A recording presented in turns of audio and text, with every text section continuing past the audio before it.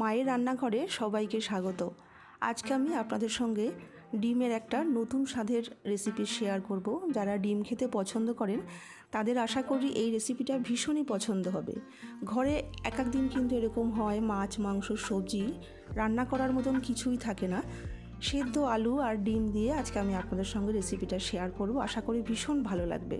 আমি এখানে 3টে সেদ্ধ আলু কুকারে সামান্য একটু নুন দিয়ে সেদ্ধ করে নিয়েছি। এবার একটা গ্রেটার দিয়ে আলুটাকে খুব ভালো করে একটু গ্রেট করে নেব।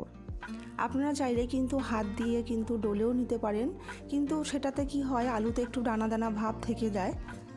আমি এখানে সামান্য একটু আদা, 3-4 কোয়া রসুন আর 2টো কাঁচা লঙ্কা একটু থেতো করে নিয়েছি, আর একটা মিডিয়াম সাইজের পেঁয়াজ খুব ফাইন করে কুচি করে নিয়েছি, আর একটু ধনেপাতা নিয়েছি। আর স্বাদ মতন এখানে নুন দিয়ে দিচ্ছি। বাইন্ডিংয়ের জন্য বড় চামচে 2 চামচ বেসন এখানে দিয়ে দিচ্ছি, আর সামান্য একটু হলুদও এখানে ব্যবহার করছি। মশলা বলতে এখানে আর কিছু মশলা আমি এখানে ব্যবহার করছি না। আপনারা চাইলে কিন্তু এখানে বেসনের পরিবর্তে বেসন আর ময়দা দুটো মিশিয়েই কিন্তু এখানে ব্যবহার করতে পারেন। খুব ভালো করে একটু মিশিয়ে নিয়ে আমি এখানে দেখুন 3টে ডিম ফেটিয়ে নিয়েছি। একটা ডিমের কুসুমটা একটুখানি ঘেটে গেছে।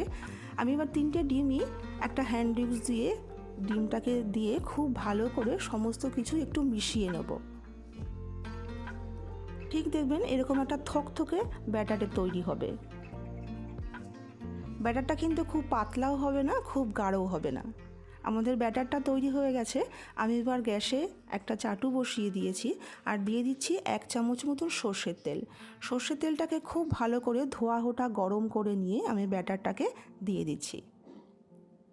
পুরো ব্যাটারটাকে দিয়ে আমি এবার একটা স্প্যাচুলা দিয়ে পুরো চাটুটার মধ্যে আমি এইভাবে একটু ছড়িয়ে দিচ্ছি। গ্যাসটাকে কিন্তু মিডিয়ামেই রেখেছি। পুরো চাটুটাকে সুন্দর করে ওপরটাকে এরকমভাবে পুরো এক সমান করে একটু ছড়িয়ে দিচ্ছি। এবার এটাকে আমি ঢাকা দিয়ে রেখে দেব।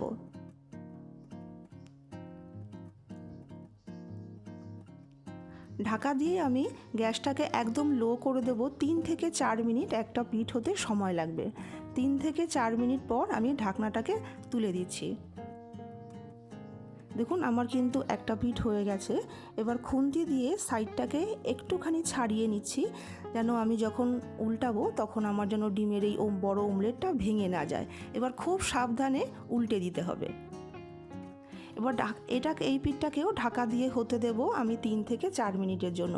খুব বেশি সময় লাগবে না, গ্যাসটাকে কিন্তু লোতেই রাখতে হবে। দেখুন 3-4 মিনিট পর আমি ঢাকনাটাকে খুলে দিচ্ছি। এবার খুব সাবধানে একটা বড় প্লেটের মধ্যে আমি এটাকে ছড়িয়ে দিচ্ছি। এবার এটাকে ঠান্ডা হতে দেব। আমি গ্যাসে একটা কড়াই বসিয়ে দিয়ে দিচ্ছি আমি 3 চামচ মতন সর্ষের তেল। তেলটা খুব ভালো করে গরম হয়ে গেলে আমি একটা বড় সাইজের আলু একটু ডুমু ডুমু করে কেটে নিয়েছি।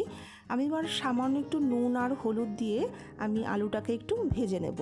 আমি এই রেসিপিতে আলু ব্যবহার করছি। আপনারা চাইলে কিন্তু আলু ছাড়াও কিন্তু এই রেসিপিটাকে তৈরি করে নিতে পারেন। আমি 5 মিনিটের জন্য একটু ঢেকে দেব, তাতে আলুটা কিন্তু ভাজাও হয়ে যাবে আর সেদ্ধ হয়ে যাবে। 5 মিনিটের পরে আমি একটা বাটির মধ্যে আলুটাকে তুলে রেখে দিচ্ছি। ওই তেলের মধ্যেই কিছু গোটা গরম মশলা ফোড়ন দিয়ে দিচ্ছি, 4টে এলাচ, একটু দারচিনি আর 2-3টে মতো লবঙ্গ একটু নাড়াচাড়া করে নিয়ে একটা বড় সাইজের কুচনো পেঁয়াজ আমি এখানে দিয়ে দিচ্ছি। পেঁয়াজটাকে আমি খুব ফাইন করে কুচিয়ে নিয়েছি। পেঁয়াজটাকে একটু ভাজা ভাজা করে নেব, গ্যাসটাকে মিডিয়ামে রেখেই। এখানে একটা বড় সাইজের টমেটো, 1 ইঞ্চি আদা, 3-4টে রসুন আর 2টো কাঁচা লঙ্কা এখানে আমি বেটে রেখেছি মিক্সিতে। খুব সুন্দর করে বেটে রেখেছি।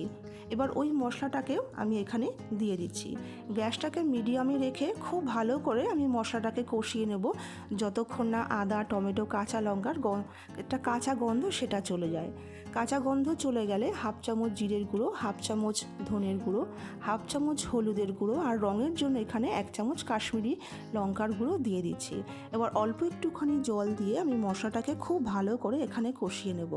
আমি এখানে ঝালের জন্য কাঁচা লঙ্কা ব্যবহার করেছি আর রঙের জন্য কাশ্মীরি গুঁড়ো লঙ্কা ব্যবহার করেছি। খুব ভালো করে মশলাটাকে কষানো হয়ে গেলে যখন এরকম শুকনো শুকনো হয়ে আসবে, তেলটা রিলিজ হয়ে আসবে, তখন ভেজে রাখা আলুটাকে দিয়ে দিচ্ছি। এবার আলুটাকে দিয়েও একটু মিনিট খানেক একটু কষিয়ে নিতে হবে। কষিয়ে নিয়ে এখানে পরিমাণ মতন জল দিয়ে দিচ্ছি। জলটা কিন্তু একটু উষ্ণ গরম করে নিতে হবে, ঠান্ডা জল কিন্তু এখানে দিলে রান্নার স্বাদটা নষ্ট হয়ে যাবে।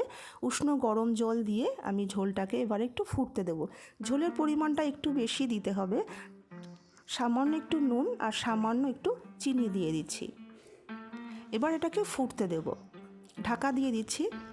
ঢাকা দিয়ে আমি ডিমের অমলেটটাকে এবার কেটে নেব। আমার ডিমের অমলেটটা কিন্তু সুন্দর ঠান্ডা হয়ে গেছে। এবার ছুরি দিয়ে আমি এটাকে চৌকো চৌকো করে কেটে নেব। এটাকে কিন্তু ঠান্ডা করেই তবে কিন্তু কাটতে হবে।